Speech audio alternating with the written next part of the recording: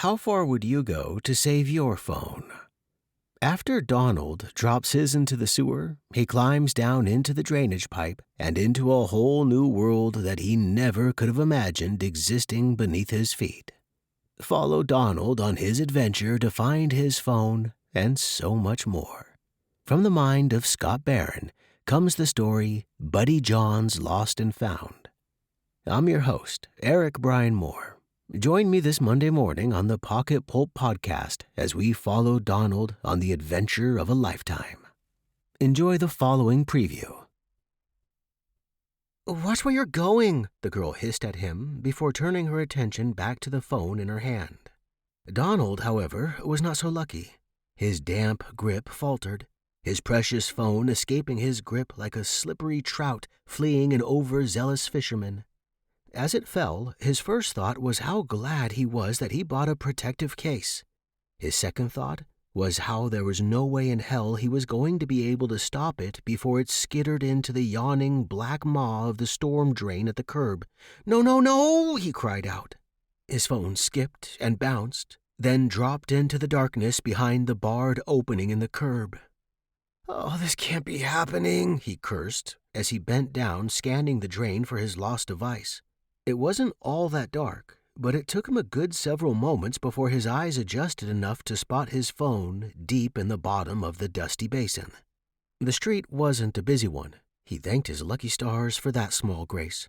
And after debating the cost of laundering his pants versus the cost of a new phone, he got down on his knees and reached his arm into the dimly lit void until it could stretch no farther. No go. "Oh, this is just great," he moaned as he rose to his feet, noticing the street grime now ground into both the knees of his pants and shoulder of his shirt. There really wasn't any way he was going to let it go. He had too much on it, his contacts, his photos. Sure, it was in the cloud, but, well, he just couldn't lose it like this.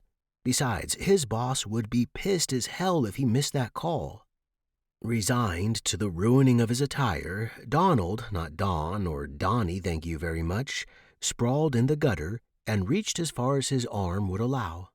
He stretched every imaginable way, but was still unable to grasp his lost treasure.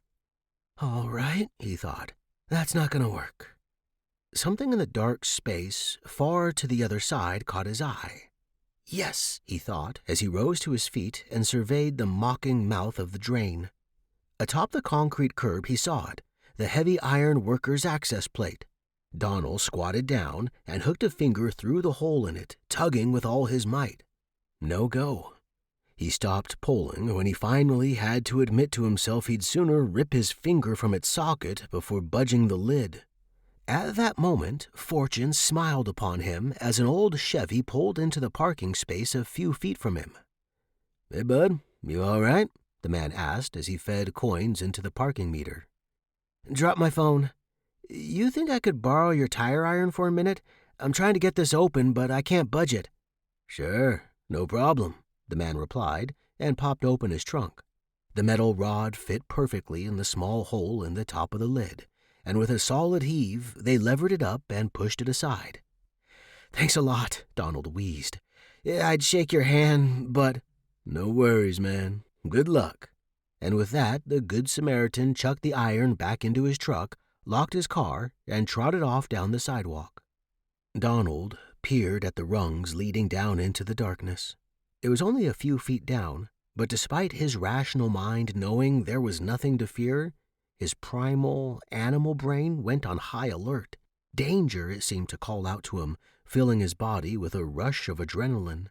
But Donald was not going to give in to mere instinct, and before his body could try to stop him once more, he lowered himself down until his shoulders squeezed past the rim, descending from the bright light above into the dimly lit drainage pit.